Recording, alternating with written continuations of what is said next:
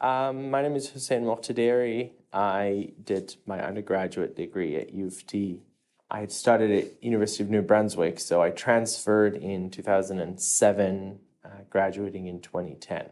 I specialized in Middle Eastern studies. At the time, I was still fairly new to Canada, having moved here in 2006, and I had only been in school the whole time. So any group where I could find a bunch of like-minded people who I could sit down and chat with, I embraced. And this group in particular proved to be exactly that.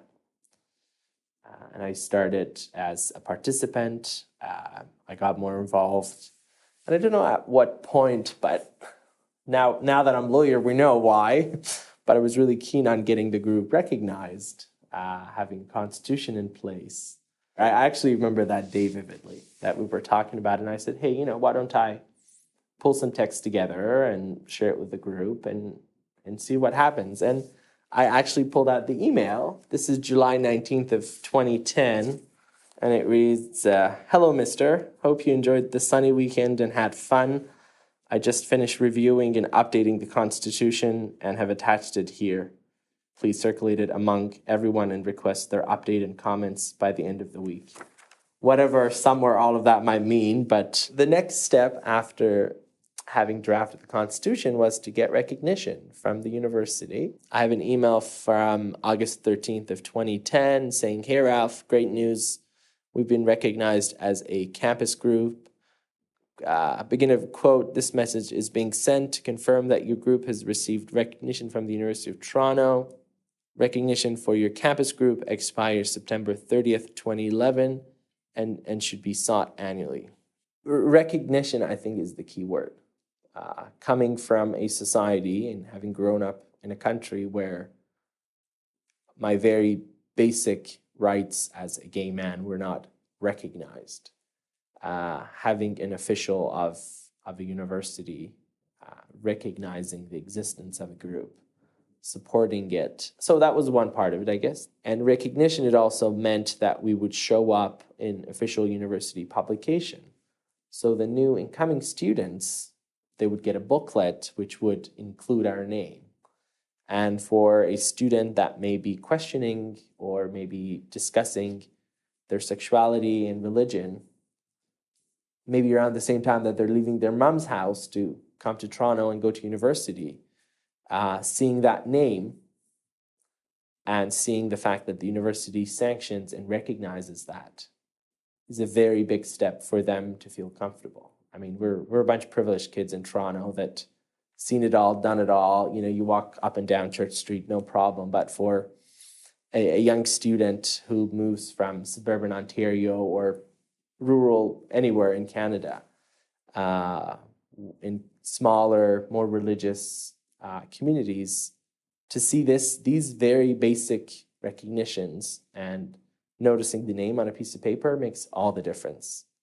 There's a cafe that's upstairs at the end of Bancroft. It's the GSSU. So the upstairs, there was a pub, and we would often get together there, sit on the patio in the summer.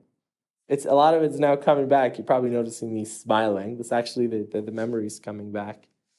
Well, sunny and beautiful was the weather outside the few times that I can picture right now. I'm sure there were grim, dark, ugly winter days as well that we got together. But these patio lunches, and I think that's how we went about them, were lunches. I remember quite vividly, a couple of them at least, and we would go upstairs, and there was this lovely Egyptian lady who ran the GSSU upstairs pub. Very delicious. So the day would start like that. We would meet up outside or upstairs, go grab some beautiful, authentic Egyptian food and kind of bring it downstairs. All of us sit around the table and chit-chat. And it was beautiful. I mean, I said that I had moved to Canada not too long ago at that point, and my coming out to my family was a big reason for my move to Canada. The fact that I wasn't feeling safe, there were concerns about my safety, and then I moved here. And then for me to sit at the university talk about being queer and talking about religion and, dissecting any or all of those two concepts. It's just something you don't really think about. I mean, we did it back home as well in Iran, but there was always this fear of someone might be eavesdropping, or somebody around the table might be the agent, or somebody might, turn their back against us and go report us and all of that.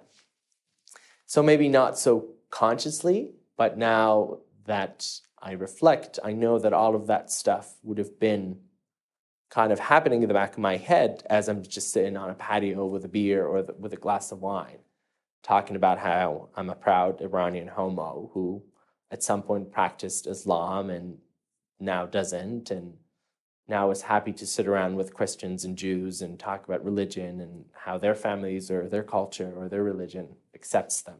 For me, and I think for a lot of the people at the time who would join, was that safe space. And above all, it was to celebrate the fact that you could speak or chat about anything and everything in a respectful manner, of course. And that's what QR gave me at the time.